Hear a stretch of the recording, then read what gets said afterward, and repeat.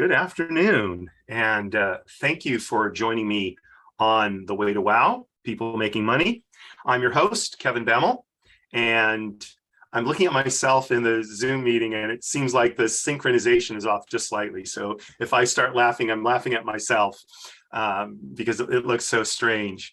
So, I did a session last week where I talked about the three pillars of attainment: self, relationships, and pursuits, and explained how that can help you really figure out how to be successful professionally, whether it's in a job or whether it's a career.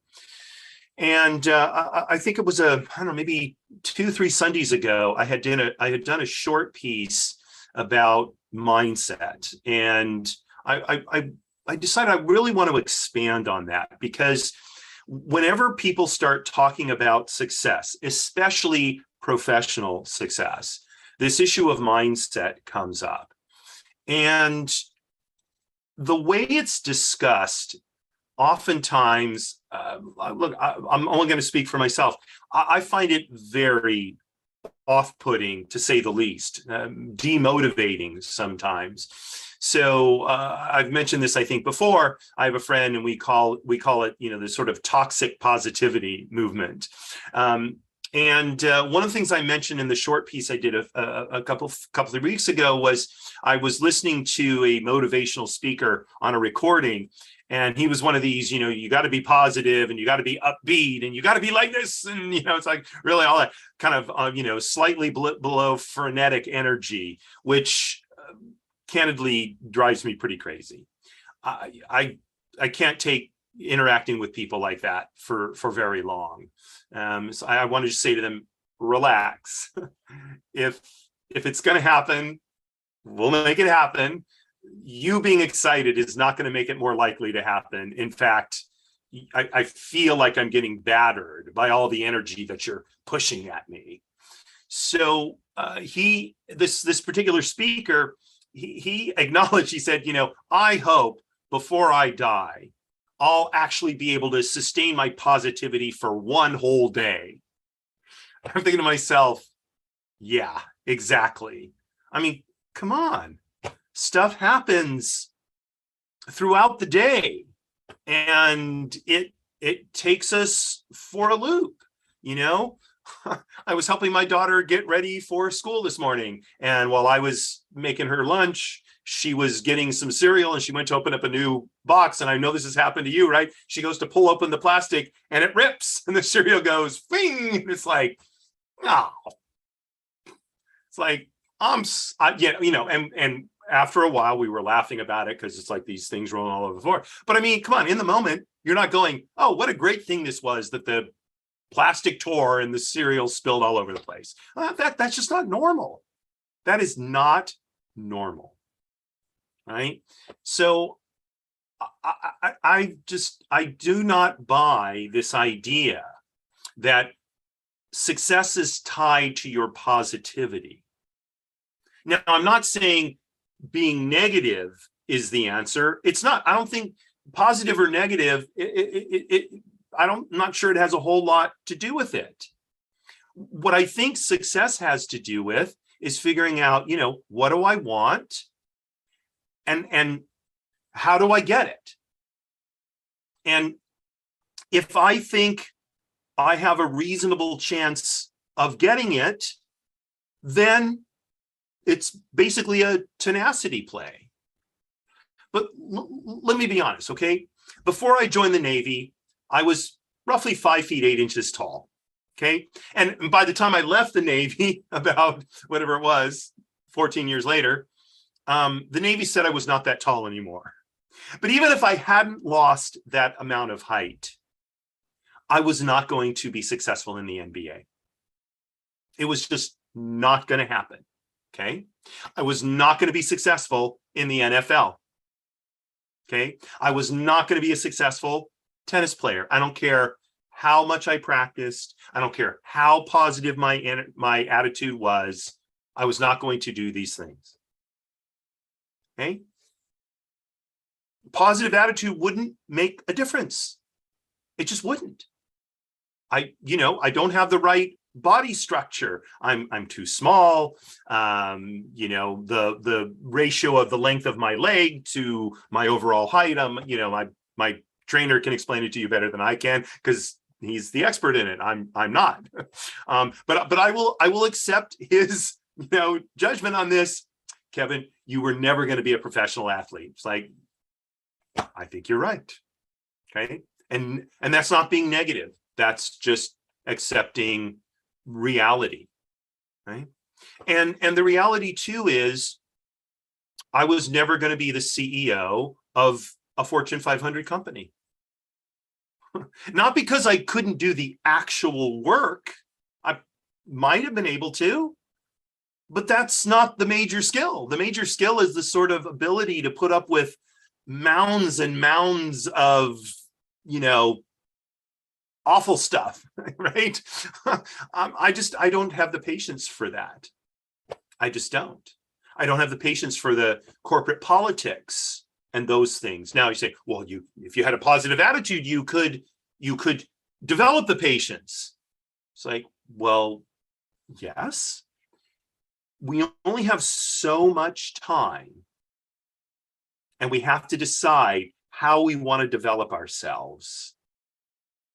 And I would much rather develop genuine skills for connecting with and building relationships with people than developing the kind of political skill that's necessary in the big time corporate world. And by the way, I'm not saying it's bad to have those skills or that people who have them have done something wrong. I don't mean that at all. What I'm saying is they've chosen to focus their time in that area, and I chose to focus mine in a different area that would make me happier. And part of the definition of being successful is not being miserable most of the time, right? And again, everybody has to choose their definition of success. Now, for some people, they enjoy that environment, they thrive on it, the competition, the ability to outmaneuver, and God bless them. I don't. That's just not. It's not an atmosphere that I enjoy. I prefer a collaborative atmosphere, an atmosphere where, it's not a zero-sum game where we can work together to raise the tide, so to speak. And so, that's why I want to come back to what I said at the very beginning. In order for us to succeed, we have to define what success looks like for each of us. And that's difficult. I'm watching my daughter go through this process. And it's really difficult. It's really hard at times to see her struggle with it. What's going to make me happy? So I asked her, I said, how would you define success? She says, success to me is I would be happy. I said, okay, well, what would make you happy? I don't know. Now, believe me, I don't think I had any better answer when I was her age than she had for me. She's a teenager and she's just beginning that journey, and she's going to figure it out, and hopefully I'll get to help her do that and be a part of that and be able to share with her some of the things I've learned, in the last decades of being alive, that have helped me. And that's, that's worthwhile to me. I would rather, I would rather spend my time doing that than, learning some other skill that isn't going to suit me for a job that I'm going to really be able to sink my teeth into in any event. Right. So I think this is the real key. If we can figure out what we want most, then after that, it's not a matter of having a positive attitude or an upbeat, energized personality. Maybe you need that in order to be a performer, perhaps. Okay, and of course, I have to be somewhat upbeat when I'm, doing a show, because I need to convey some energy to you, to engage you, so that you'll, enjoy watching this, and you'll hopefully give some thought to, what I'm saying. But in most of my business dealings, I work to be actually pretty low key, because that's who I am. If you're naturally upbeat, then yeah, be naturally upbeat, be positive. If you're naturally low key, I recommend just be your natural low-keyed self. Don't think you have to reinvent yourself into some sort of, I'll use a Yiddish term here, maven of positivity, because it's not going to come off as genuine. And when you interact with people, people can sense that. Why is this guy so, I'm reminded of the movie, oh shoot, I lost the name of it. It was about the early days of television. And the guy's like always going like this, and the woman he wants to fall in love with him just can't stand him because he's just all over the place. It's like, yeah, I get it. Stay away, right? Now, if you're negative, unfortunately, having a negative attitude is that's just not going to be productive, because you'll talk yourself out of doing what you need to do. And productivity, the ability, the self-discipline to take the steps that you need to take in order to work your plan for success, that's what's going to make the difference. But you got to build a plan that's authentic to who you are, right? And this is why, when I talk about mindset over here in the 3 pillars of attainment, it's our mindset. It's not my mindset that I'm giving to you. That's not going to do you any good. My mindset is only going to work for me. I can talk to you about things that I've used to improve my mindset, and some of those may work for you. Yeah, I'll digress for a minute. Here's one of my favorite. This is from back in college, right? So I had a lot of friends in college who, well, not a lot, but I had friends in college who they would study and study and study and study, and they still wouldn't do well on an exam. And then they were very, very upset. And I wanted to, make them feel better. And so I came up with this philosophy. I said, the only true road to happiness in test taking is to not study. Okay. Now, if your parents, if your children are watching this, you may want to have them go away. Okay. Just, I don't want to cause you trouble. But it is, let me give you the logic behind this. If you want to be happy when you're taking tests, don't study. Here's why. If you study, and study, especially if you study hard, and you pass, okay, well, good. I mean, but you should have, because you studied, and you studied hard. I mean, you can be glad, but it's not going to be happy, because you spent the time and you studied, and you should have passed the test. Now, if you studied and studied hard and you didn't pass the test, you're going to feel awful. You're going to be angry.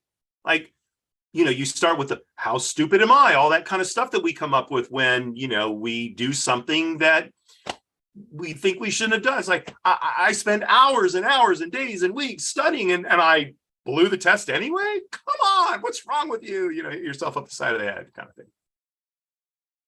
Okay, let's look at the flip side. Let's say you didn't study at all. Now, if you didn't study at all and you failed the test or you didn't pass the test, no reason to be mad. You didn't study. So, okay, I'll take it in stride. But if you didn't study at all and you pass the test, that's happiness, right? It's like, I passed the test. I didn't even have to waste my time studying.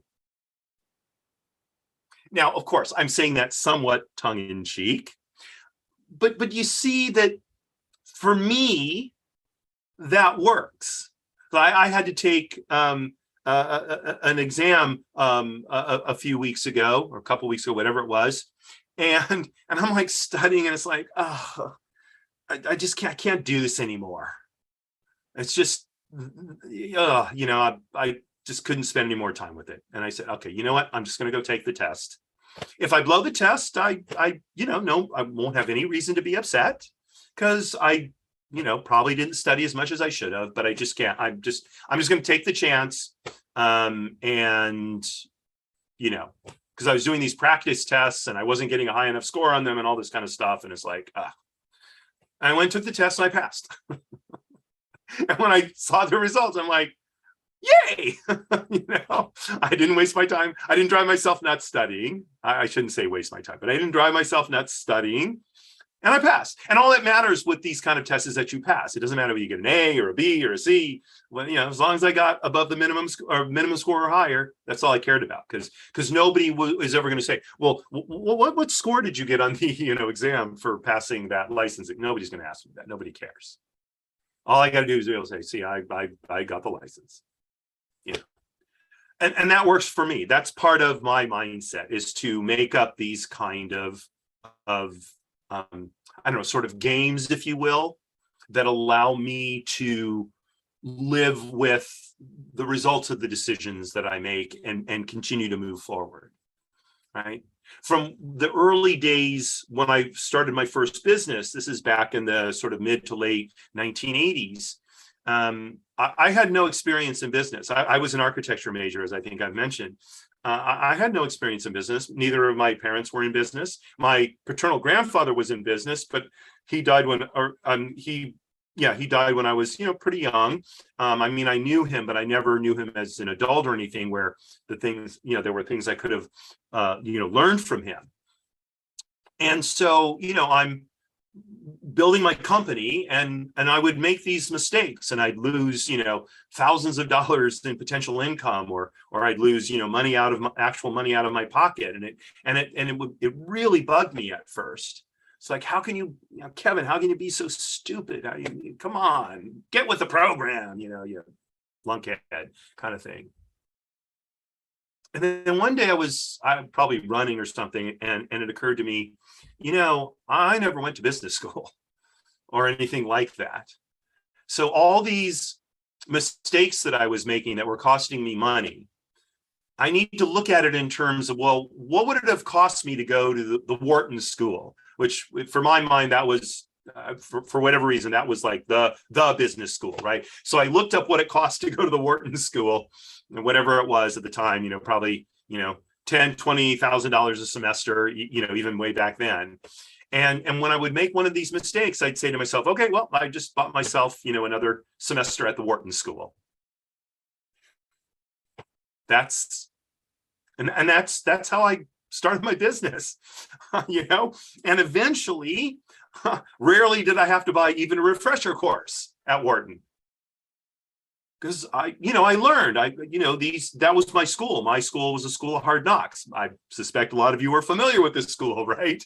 It gives you a big, swift kick in your backside, and you go, oh, okay, maybe I shouldn't do that again, right?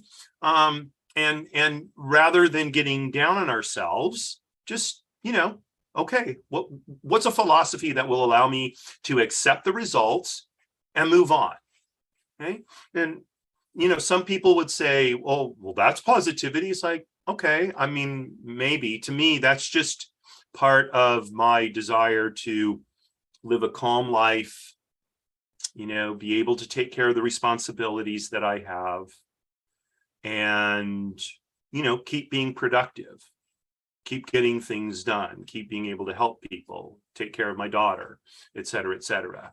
So, as I was thinking about this over the last few weeks, And if for those of you who saw, one of the social media posts about the show, so you saw, I think really the key to success is the ability to deal with failure. Because if we're going to let failure stop us, then we're not going to get to our goals. We're just not. But if we can put failure in its proper context, then we can move on from it and just treat it as a lesson, right? So very early in my real estate career, I took called a sales boot camp. It was given by a guy by the name of Tommy Hopkins. Some of you who've been around the real estate business a long time, you may have met and or taken a class from Tommy Hopkins, or if you've been in a long time, he was a real estate agent, I believe it was in Orange County. Very, very successful, really charismatic guy.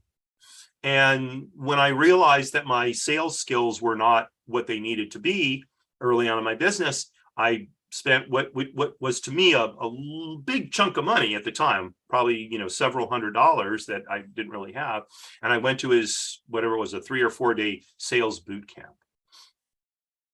And one of the things he made us do was, one second here, got somebody joining me, I think.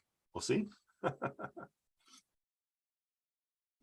One of the things that he had us memorize was, it was a phrase, and this is not exactly what it was, but it was, I never see failure as failure, but only the information that I need in order to progress to the next stage of my professional development, something along those lines. I mean, back when I took the boot camp, you had to be able to say it, verbatim to win one of the prizes. And I did not win one of the prizes, although my study partner did.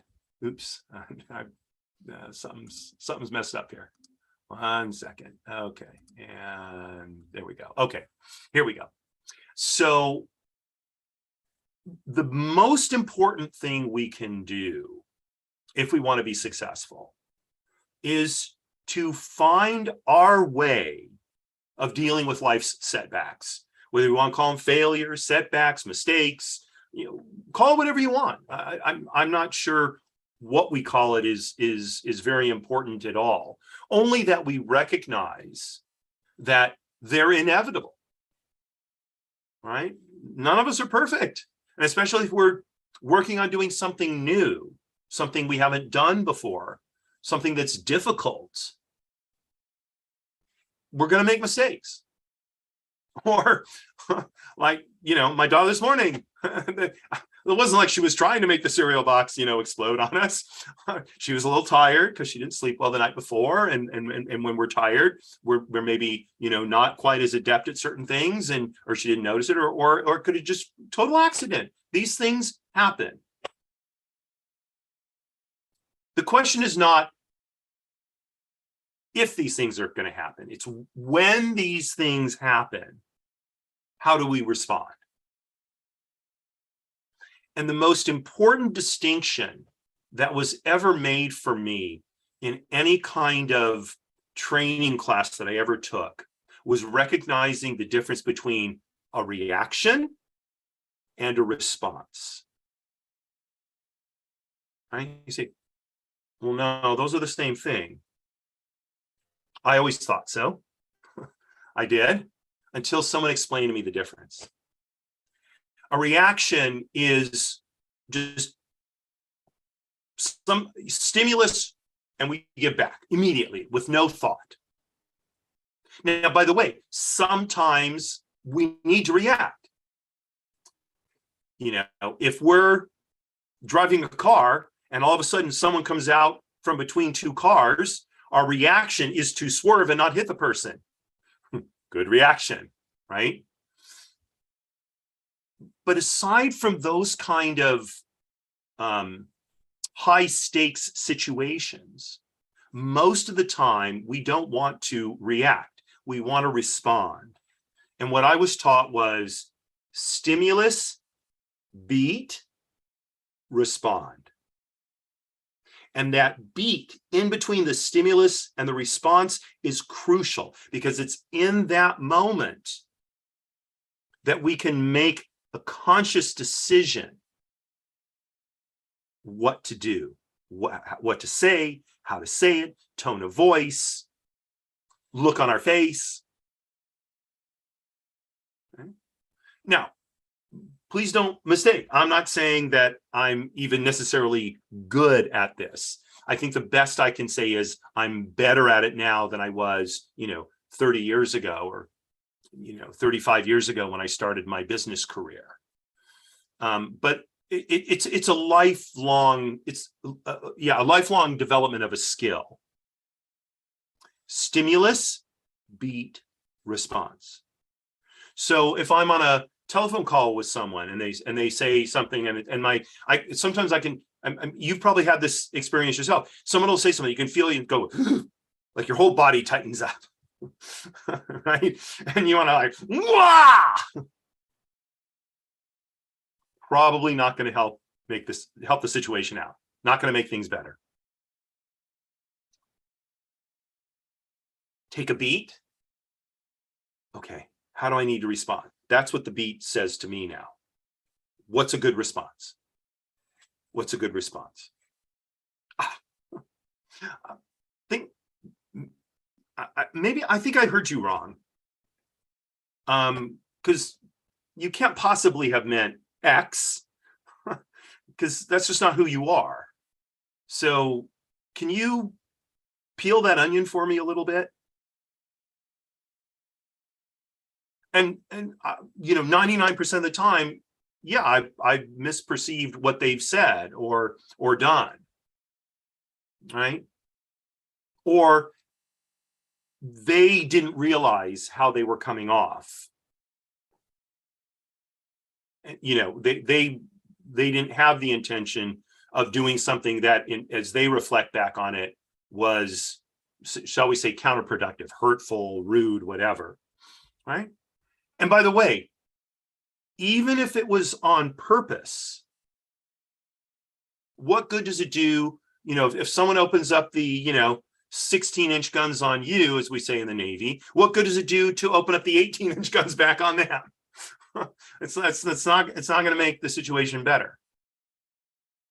So what I find is, if I take that beat in the middle, I can have a more effective way. I can figure out a more effective way to respond. And then if they did do it on purpose, that gives them the opportunity to gracefully back down and apologize, hopefully. Okay. Now, it's a really difficult skill. A really difficult skill. For me, it's the most difficult skill I've ever worked to develop, because we're reactive. We have feelings. We're conditioned in certain cases to, fight or flight, these kind of things. I'm not a psychologist, so I'm not trying to pretend to be one. These are the kind of things that we need to teach ourselves in order to deal with the inevitable failures, setbacks that we're going to encounter in life. And it's not just for our professional success, although that's, what the show is about, but it's in all areas of our lives, whether it's a marriage, a relationship between a child and a parent, whether it's, some sort of hobby, where there's no monetary stakes, there's no money at stake or something like that. We're still going to encounter setbacks. We're going to make mistakes. We're going to fail.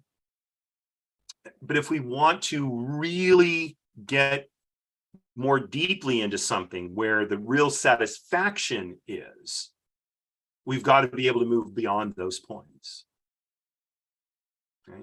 And we don't have the luxury of getting it all figured out in advance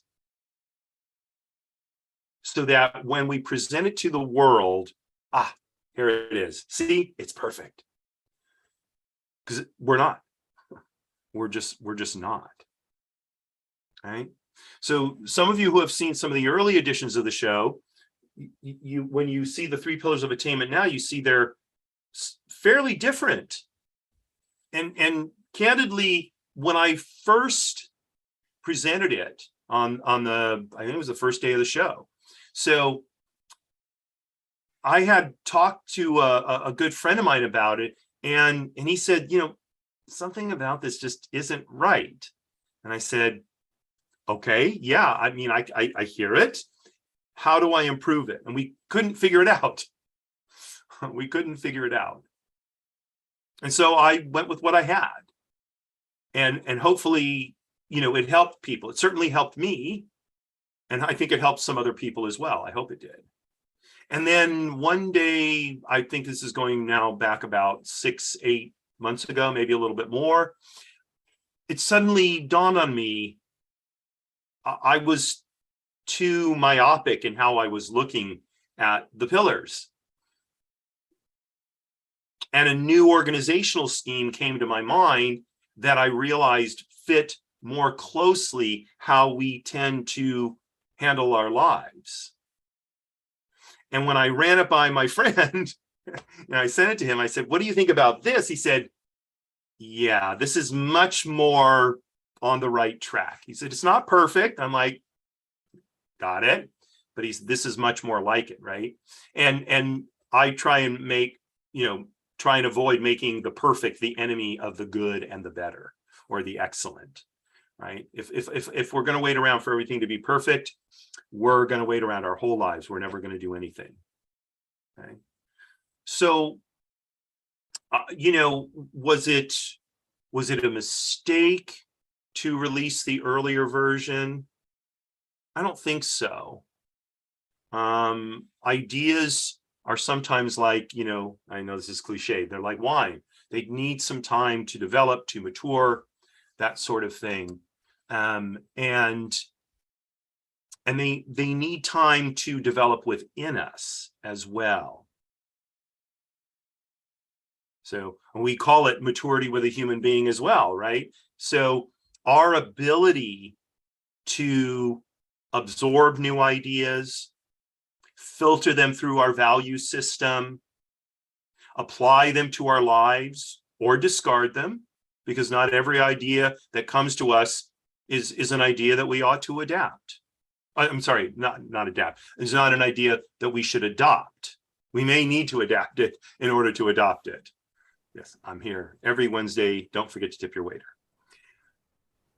Okay, so we need to give ourselves the ability to work through that process without getting all bogged down in, I can't do this, I'm a failure, I shouldn't bother. No, we've got to have a philosophy about it. And so the bottom line philosophy I think is most important is to have a philosophy of learning and growing. That's how we can get over failure, right? If our lives are about learning and growing, then failure is just one part of that process, right? So I have a friend, Ryan Gottfredson, who we did a show together, I think probably a couple of years ago now. And Ryan originally started out dealing with mindsets. And one of the things he talked about was this growth mindset. It was a real cornerstone of his work. And more recently, he's gotten involved, or not gotten involved, but he's been developing what he calls vertical development. And he's realized it's more than mindset. It's about learning and growth. Hopefully that is a very short summary of what Ryan has been working on now for quite a number of years. But what he has found in his consulting and in the workshops he gives, et cetera, the trainings he does, is there's more to us than just having a positive mindset or even a growth mindset per se. it's a more holistic process, I think. And that's, I believe, how we need to approach it. So while we may be just talking about, professional success here, you can't separate professional success from the ability to create, build, solidify relationships. And, I know you'll call me a chauvinist. I don't mean it in this way, but men, when you were younger and dating, did you have a woman say to you, where's this relationship at? And of course, our typical response was, I don't know. Where do you think it's at? And she'd say, well, if a relationship isn't growing, it's dying. Okay. And in our smugness, most of us men are sitting there going, oh, malarkey. See, we should have just listened, because to a large extent, that's true. For a relationship to grow, it has to grow. If we're staying here in a relationship, eventually it's going to atrophy. Okay? Especially if we have some relationships that are growing and others that are not. So by comparison, it looks like this relationship is atrophying while these other ones are growing. And you say, well, that's not what I intend. Okay, fine. Intention, though, unfortunately, only counts for so much in this world. Action, reality is really what's important. If I intend not to raise my voice to my daughter, and then because I'm tired, I raise my voice to my daughter, I'm pretty sure the fact that I intended not to do that isn't going to be a great deal of solace for her, because I still raise my voice to her, and that feels awful to have your dad raise your voice to you. Right? So we have to create a decision. And that's why, for example, under the pursuits, we have learning. Oops, learning's right here. Opposite, when you point at things. Learning is crucial to growing. I mean, we can grow physically just by, eating and sleeping and all that kind of stuff. But if we want to grow emotionally, mentally, which is going to be required if we want more professional success, especially, the way the world works today, we have to keep growing in these other areas. And perhaps more importantly, well, not more importantly, as important, we have to be an avenue through which other people can grow as well. So we can all grow together. Okay. Now, I'm not going to ask you to all hold hands and sing Kumbaya. Presumably, that's not my thing. Having said that, what I mentioned a little while ago is true. We can raise the tide together much more easily than we can doing it individually, right? The whole is greater than the sum of the parts. This has been a theme for me this week, for somehow in disparate conversations. It's come up several times. And I do think, especially here in the United States, we are, most of us, pretty resource rich. Now, I'm not saying we're all financially wealthy. That's not what I mean.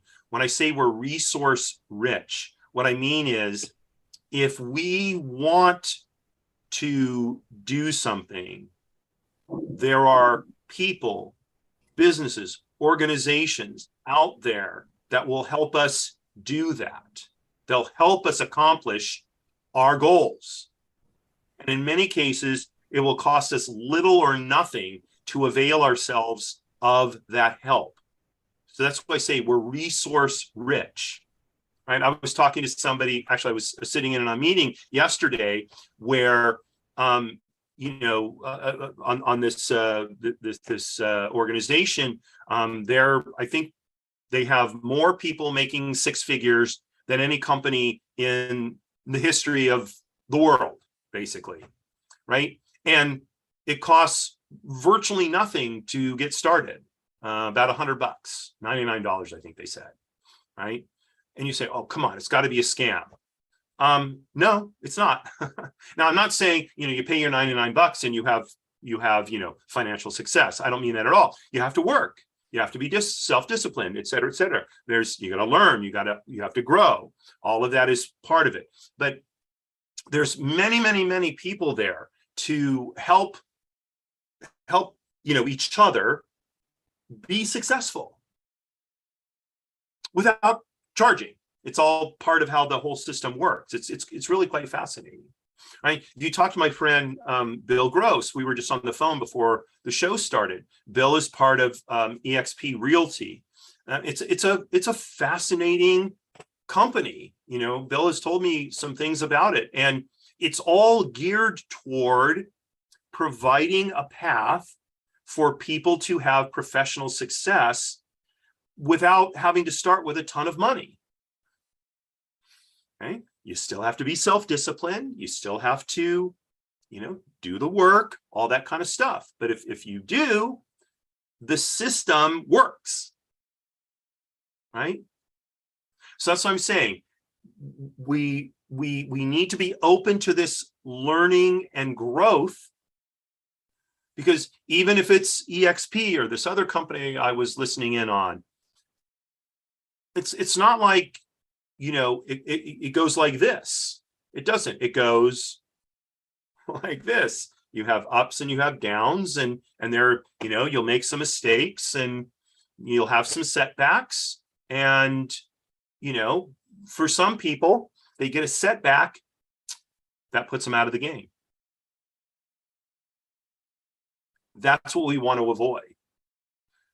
We want to be able to face those setbacks and go, okay, what can I learn from this? Or, after the, okay, get it all out, get the angst out, get the anger out, don't hold inside, to paraphrase Woody Allen, gives you cancer. Of course, I'm not saying, subtend your anger or whatever the psychological phrase is. Get it out, get all the negativity out. Nothing wrong with that. Okay. Don't do it on your spouse or your children. Please don't kick your cat, as Zig Ziglar used to talk about. Go, I don't know, go boxing, go on a hard bike ride, go pound the ground. I don't know, however, you can do it without hurting somebody else. Probably shouldn't drink, when you're in that state, but, get it out. Just get it out of your system. Okay. And then once you got it out, okay, now I can move on. Now I can go back to figuring out, how can I be productive?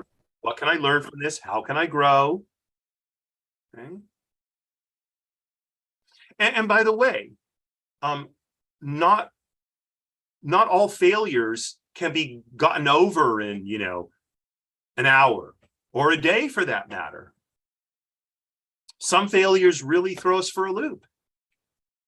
And we've got to take the time to heal from them before we can go forward, before we are resourceful enough to learn the lessons and experience the growth that particular failure is going to lead us to. Okay. And I don't think I've spoken about this before. Maybe I did on my colleague's show back a while. So in Judaism, when somebody close to us dies, we're supposed to do what's called sit Shiva. Sit as in, like sit. So what Shiva is a Hebrew word that basically means 7. And the practice is, after the funeral for the person, we sit for 7 days. It's actually 6.5. We can, if you want to know the details on that, let me know. And just grieve for our loss. And grieve as deeply as we can. talk about what we've lost. Talk about how it's affected us, how it's hurt us. So it's not just when somebody important to us dies that we need to grieve. Other disruptions in our life necessitate grieving, right? The breakup of an important relationship, the loss of an important job, being forced to leave your home, a terribly, God forbid, violent, situation. All of these can easily necessitate a grieving process. And I would argue the worst thing we can do is go, oh, well, I'm okay, this was kind of traumatic, but I got to be positive. I got to move on. It's like, well, in my experience, and I'm now drawing on my experience as a chaplain, what I found is people who did that tend to get ambushed down the road. Could be a year, 2, 3 years. Something happens that bring back those unresolved memories, issues, and all of a sudden the person is there. They feel awful. They're disconcerted, disoriented, and they don't know why. And when we sit down and talk about it, what we find is there was this event that happened in the past that they never grieved through. They just moved on. And that's not emotionally healthy either. So, I mean, I remember when I quit my first job, I was glad to quit. And I thought I'd be happy to not have to work there anymore. But you know what? I was disoriented for a few weeks, and it took me that time to sort of get back on my feet and get myself going in a better direction after that. There's nothing wrong with that. It's a natural part of life. So that's why I say this whole idea of you got to be positive, you got to be positive. It can be literally toxic at times. Sometimes mistakes, failures, the vicissitudes of life surprise us, really throw us for a loop. And positivity is I'm sorry, it's not going to get us through. Okay. I mean, the joke I make, and hope nobody, God forbid anybody says, I mean, why you're sad? Well, my parent passed away last week. I mean, we really should say to this person, oh, come on, be positive. What's the good part of that? Nothing. I mean, unless you hated your parent. Right. But you know what I'm saying? I mean, let's just be honest here. Right? Sometimes we have to embrace the hurt in order to resolve it.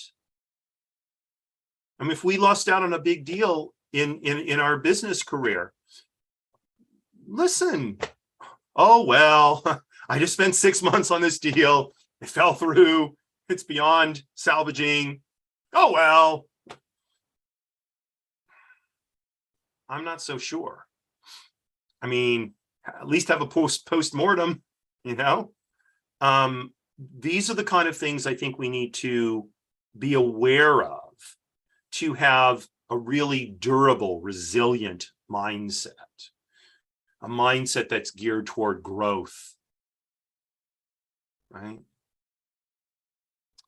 And that's why I recommend, and that's why I, kind of titled this episode, the most important thing about your mindset is learning to deal with or work through the failures, the setbacks.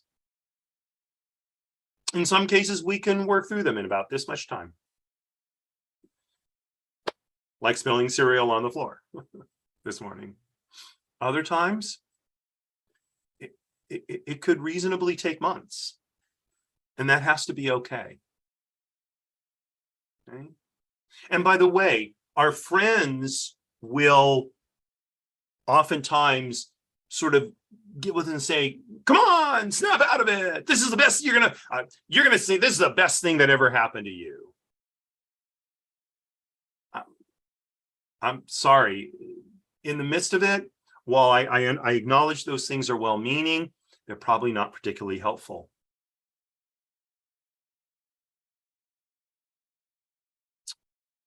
One of the most powerful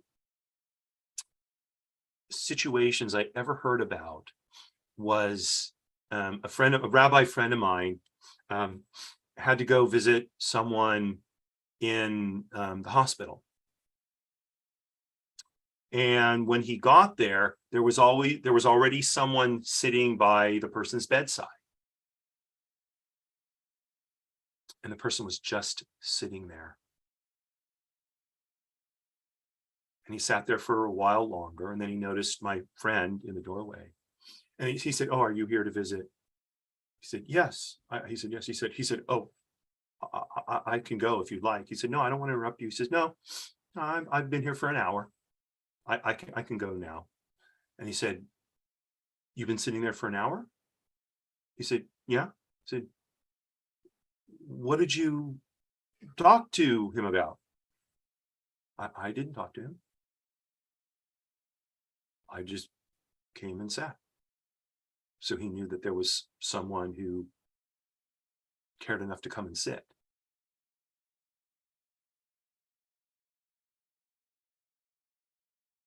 Now, I would say that is an amazing demonstration of caring. Too often, we want to show our caring by doing something active, right? Oftentimes, that is making us feel better, but it's not necessarily helping the person we want to help. Sometimes what that person really needs is just to know that there's someone there. I'm here. If you need something, I'm here. I'm on your side. And I'm content to just be here. So you know that.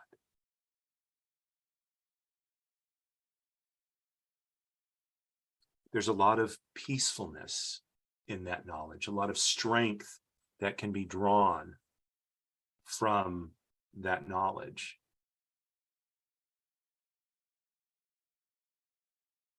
And that too is part of building this learning growth mindset that is so crucial to us dealing with the inevitable setbacks, failures that we're going to encounter in all the different aspects of our lives.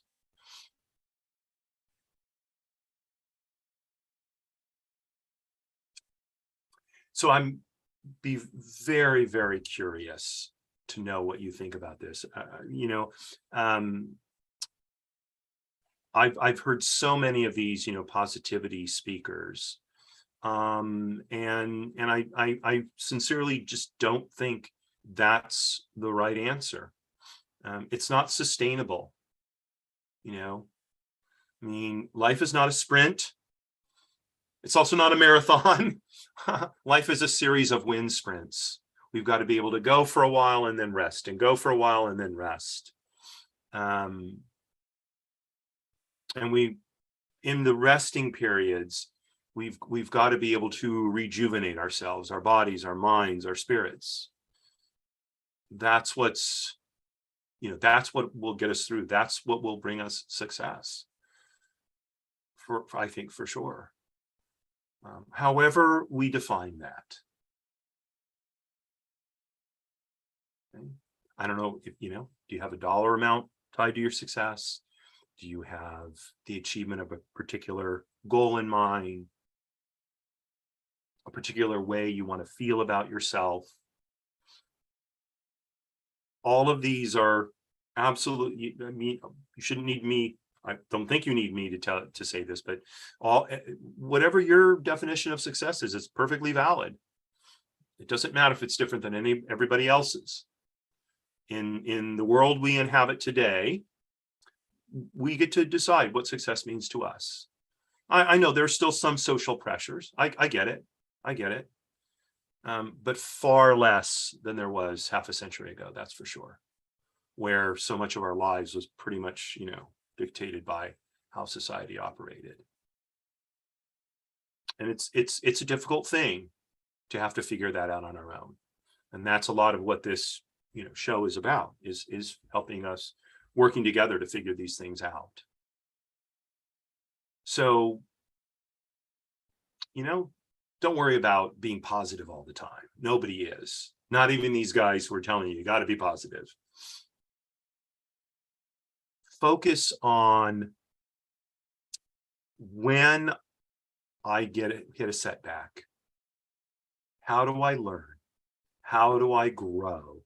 How do I use that in order to become a better me that's more resilient and more able to move closer to my goals, closer to the objectives that define my success? And if you can do that, you are absolutely unstoppable.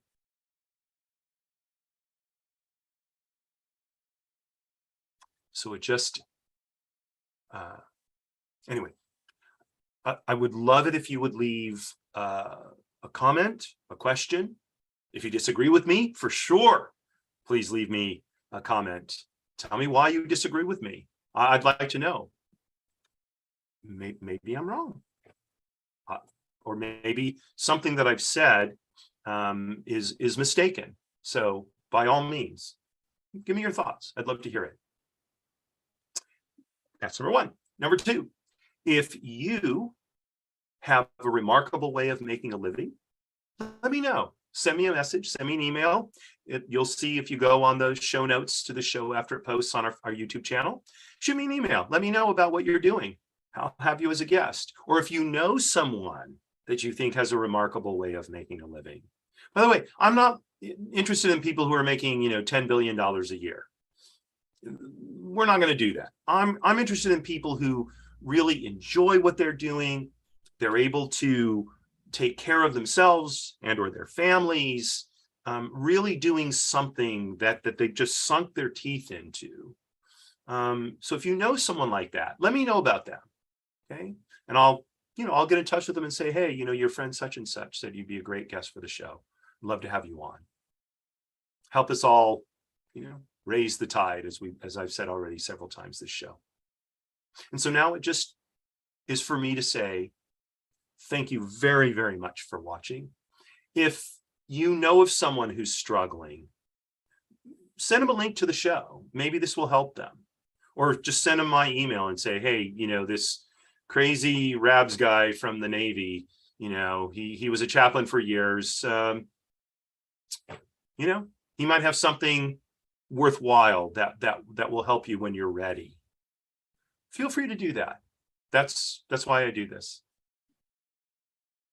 And I like to end the show, as you know, by acknowledging someone who was very, very important in my life, really helped me rediscover who I am, allowed me to take care of her when she needed someone to do that.